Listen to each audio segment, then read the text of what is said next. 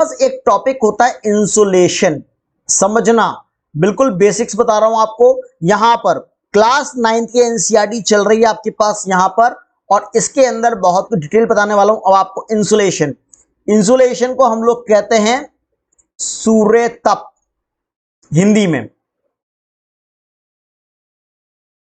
ये होता क्या है डायग्राम के थ्रू समझेंगे, इसको एंड तक देखना, पूरा डायग्राम समझ में आ जाएगा कि होता क्या है और हीट बजट क्या होता है, इसी में बताऊंगा अभी आपको। ठीक है, अब देखते हैं एग्जांपल।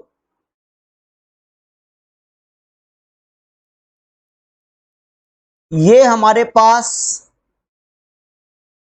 सूर्य देवता है, दिस इज अ सन, सन, सूर्य। आप जानते हैं सूर्य का प्रकाश चारों ओर फैलता है।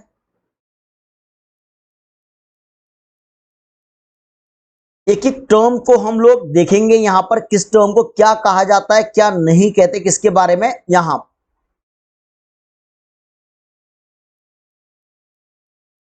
सूर्य, अब मैं बनाता हूं सामने पृथ्वी, अर्थ।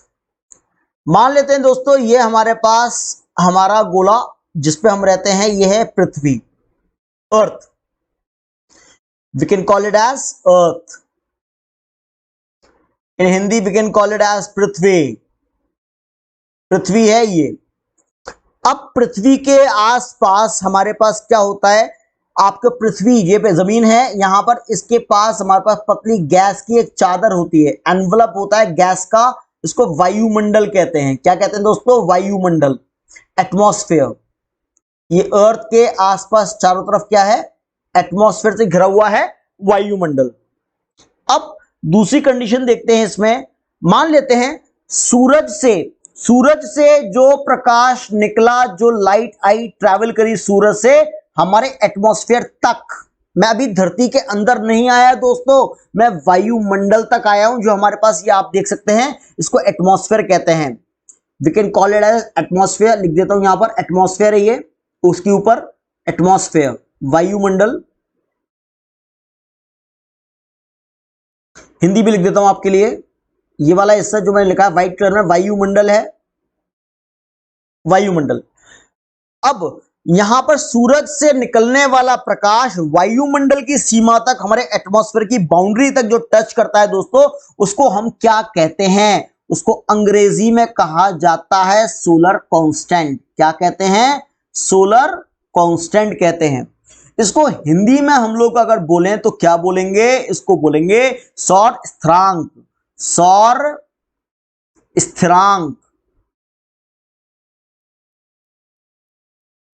ठीक है, मतलब सौर स्थिरांक क्या होता है, सूर्य से निकलने वाला प्रकाश हमारे वायुमंडल की सीमा तक आता है, हमारे एटमॉस्फेयर की बाउंड्री तक आता है, इसको सौर कांस्टेंट बोलते हैं, सौर स्थिरांक बोलते हैं। उसके बाद कलर चेंज करता हूं जिससे कि आपको दिक्कत नहीं होगी समझने में, और देख सकते हैं हम लोग दूसरा कलर ले लेते हैं कुछ। अब हमारे वायुमंडल से हमारी पृथ्वी तक जो चीज पहुंचती है, लाल रंग में बनाया है, हमारे वायुमंडल, हमारे एटमॉस्फेयर से लेकर हमारी जमीन तक जो प्रकाश पहुंचता है, उसको हम किस नाम से जानते हैं। अब हमारे वायुमंडल, एटमॉस्फेयर से हमारी धरती तक जो प्रकाश पहुंचता है, उसको हम किस नाम से दोस्तों जानते हैं, इसको कहते हैं इंसुलेशन। मैं लिख देता हूं यहां पर आपके लिए हिंदी में, इसको क्या कहते हैं दोस्तों, इंसुलेशन। ये होता है इंसुलेशन, सूर्य तप। ठीक है, यहां पर सूर्य तप कहते हैं, मतलब वायुमंडल से लेकर हमारी धरती तक क्या होता है हमारे पास, को इंसुलेशन कहा जाता है यहां पर। अब जमीन पे टकराने के बाद दोस्तों, जमीन पे प्रकाश आ गया, अब वो प्रकाश हमारी धरती से टकराएगा। ठीक है, वो प्रकाश हमारी धरती से टकराएगा, जमीन से टकराने के बाद वो अंतरिक्ष में वापस जाता है। वो प्रकाश धरती पे टकराने के बाद रेडिएशन हो जाता है, वापस जाता है अंतरिक्ष में। इसे क्या कहते हैं हम लोग, इसे कहते हैं दोस्तों, हम लोग किस नाम से जानेंगे, इसको बोलेंगे हम लोग यहां terrestrial radiation, terrestrial radiation. Terrestrial radiation मतलब धरती से टकराने के बाद बाहर जाता है, यहां पर इसको कहते हैं टेरेस्ट्रियल रेडिएशन। ठीक है, यहां पर इतनी बात क्लियर है? बताइए, यहां तक समझ में आया?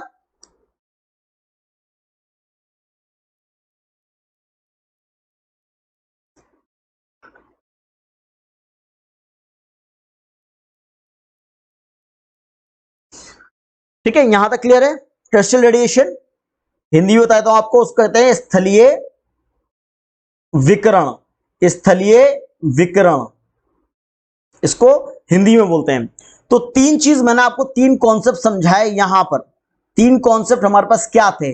पहला सवाल, सोलर कांस्टेंट क्या होता है? सूर्य से निकलने वाला प्रकाश जो हमारे वायुमंडल की सीमा तक आता है, एटमॉस्फेयर की, इसको सोलर कांस्टेंट कहते हैं, सौर स्थिरांक। दूसरा, वायुमंडल से धरती पे आके टकराता है दोस्तों, उसको कहते हैं इंसोलेशन या सूर्य तप। अब टकराने के बाद जो प्रकाश हमारे धरती के बाहर निकल जाता है स्पेस में, आउटर स्पेस में जाता है, इसको कहते हैं टेरेस्ट्रियल रेडिएशन कहते हैं। इसको हम लोग यहां पर क्या बोलते हैं? टेरेस्ट्रियल रेडिएशन कह सकते हैं, स्थलीय विकिरण। यहां तक क्लियर सबको? हिंदी बता दी मैंने आपको, यहां पर क्लियर हो गया? तीन कॉन्सेप्ट बहुत इंपॉर्टेंट है। अब कंडीशन दूसरी चेंज करते हैं थोड़ी सी हम लोग यहां पर।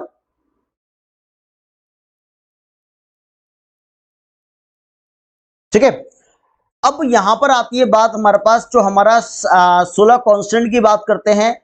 सोलर कांस्टेंट हमारे पास जो एनर्जी लेकर आता है सूर्य से, वो एनर्जी कैसे काउंट करेंगे? मैंने अभी आपको बताया, वो एनर्जी आती है 1.96 कैलोरीज, 1.96 कैलोरी पर सेंटीमीटर स्क्वायर पर मिनट।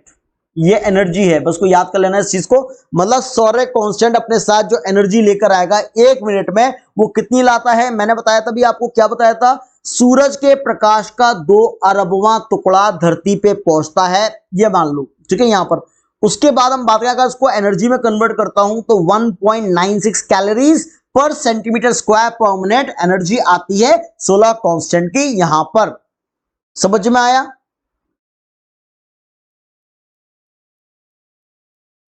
ठीक है, आगे चलते हैं इसमें। अब आगे चलते हैं, यहां पर कुछ चीजें आप लोगों को और समझनी है यहां पर सोलर कांस्टेंट के बारे में।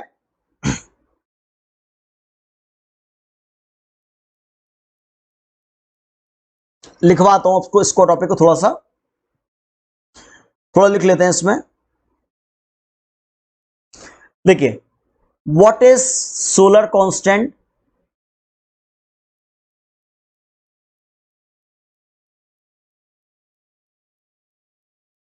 अभी इसके आगे एक चीज समझाऊंगा आपको डायग्राम के अंदर। सौर्य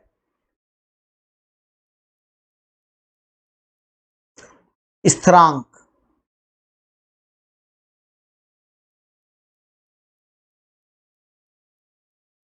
सौर्य स्थिरांक इसको बोल सकते हैं हम लोग यहां पर the amount of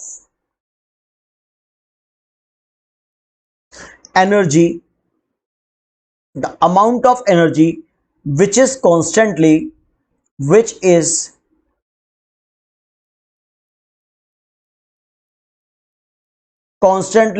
received at the boundary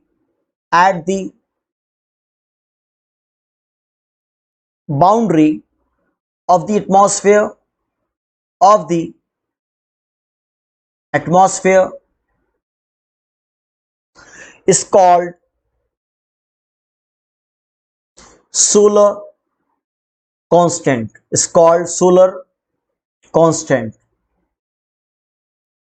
In Hindi we can call it as सूर्य से निकलने वाली ऊर्जा जो निरंतर वायुमंडल की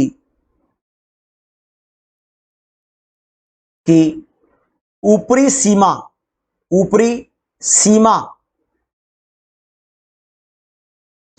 तक पहुंचती है, ऊपरी सीमा तक पहुंचती है, उसे हम क्या कहते हैं? सौर स्थिरांक कहते हैं। स्थिरांक कहते हैं। ठीक है, इसको हिंदी में इस तरह से हम लिखेंगे यहां पर। अब दूसरी कंडीशन आती है हमारे पास। अब मान लेते हैं, मैंने बताया इसको दो पार्ट में। हमारे एटमॉस्फेयर के अंदर क्या होता है, इंसुलेशन होता है, और जमीन से वापस प्रकाश लौटता है, इसको टेरेस्ट्रियल रेडिएशन बोलते हैं। ठीक है, दोनों हिंदी मैंने आपको बताई अभी यहां पर। अब देखिए दोस्तों, मैं बात करता हूं यहां इंसुलेशन की बात करता हूं। डेफिनेशन तो आपको पता चल चुकी होगी। अब आपको इंसुलेशन में लिखना क्या होगा कि हमारे पास जो हमारे वायुमंडल से धरती तक आता है इंसुलेशन, और धरती से अंतरिक्ष में वापस जाता है टेरेस्ट्रियल रेडिएशन। बट वो चीज तो आप इजीली लिख सकते हो, पर मैं कुछ नया बताऊंगा इसमें आपको। इंसुलेशन, इंसुलेशन को हिंदी में कहते हैं सूर्य तप। सूर्य तप, सूर्य तप। ये होता क्या है, इसके बारे में थोड़ा सा आपको नॉलेज देता हूं यहां पर। एक्चुअली आपने सुना होगा, आपने साइंस फिजिक्स पढ़ी होगी। देखो, लोग कहते हैं हमारे पास ज्योग्राफी किसका सब्जेक्ट, ह्यूमैनिटीज का है। ज्योग्राफी किसमें, आर्ट्स में आता है। बिल्कुल आता है ज्योग्राफी, पर दोस्तों ज्योग्राफी में 80% साइंस है। ज्योग्राफी में 80% साइंस है हमारे पास। ये साइंटिफिक सब्जेक्ट है। यहां पर जो बीटेक एमटेक करते हैं उनका ऑप्शनल ज्योग्राफी बनता है, तो वो अच्छा कर पाते हैं ज्यादा इसमें। ठीक है, प्रॉपर आर्ट साइड से हैं तो ज्योग्राफी में आपको स्टार्टिंग में समझ में आता है, पर बाद में क्या होता है साइंस में। देखो सीधी बात है, अगर कोई मेंटर अच्छा समझाने वाला मिल जाए तो मुश्किल सब्जेक्ट भी आसान लगने लगता है, मुश्किल चीज भी आसान लगती है। कोई टीचर समझाने वाला मिल जाए। अगर कोई सब्जेक्ट, जैसे मेरी तरह अगर बात करते हैं, जैसे हमें बचपन से लेकर आज तक कोई मैथ्स वाला टीचर अच्छा नहीं मिला, समझाने वाला जो बिठा के समझा सके, मैथ्स में सवाल ऐसे होता है, ये सब ऐसे निकालते हैं। जब कोई नहीं मिला तो आज सबसे वीक सब्जेक्ट मैथमेटिक्स है, सबसे वीक। मतलब इतना ही वीक नहीं है, पर ये कि क्या नाम है, मतलब और सब्जेक्ट के कंपैरेटिवली मैथमेटिक्स इज वीकेस्ट कह सकते हैं, क्योंकि टीचर वो नहीं मिला जो हमें बिठा के समझा सके, नहीं ऐसे नहीं ऐसे होता है। ठीक है, और अपने स्टूडेंट्स हैं, बहुत से बच्चों को मैथमेटिक्स ऑप्शनल भी है। ठीक है, क्यों, क्योंकि उनको वो गाइडेंस, प्रॉपर गाइडेंस समय पे, सही समय पे मिल चुकी थी। तो वही चीजें इंसुलेशन के लिए मैं आपको बता रहा हूं। यहां पर हमारे पास बहुत बेसिक टर्म्स है यहां पर। इंसुलेशन, यहां साइंस के अंदर एक वर्ड होता है इंसुलेशन। जब होता है हमारे पास, आपने देखा होगा यहां पर, आप देख सकते हैं यहां पर। ये बताइए मेरे को एक क्वेश्चन आप लोग, जो मैंने इंसुलेशन बनाया सूर्य तप, यहां से पृथ्वी की दूरी ज्यादा है या टेरेस्ट्रियल रेडिएशन की दूरी ज्यादा है? मेरे को एक आंसर बताइए आप लोग। अगर मैं इंसुलेशन की बात करता हूं, टेरेस्ट्रियल रेडिएशन की बात करता हूं, तो मेरे पास दूरी ज्यादा कौन सी है यहां पर? जो हमारे वायुमंडल से धरती की दूरी ज्यादा है या धरती से लेके अंतरिक्ष की दूरी ज्यादा है? बताइए।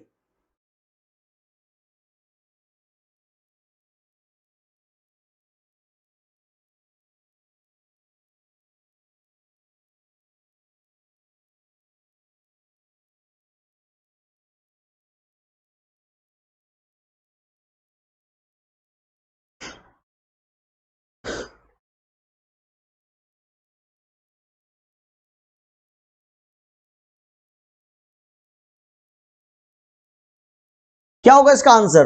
दूरी हमारे पास ज्यादा कहां की है?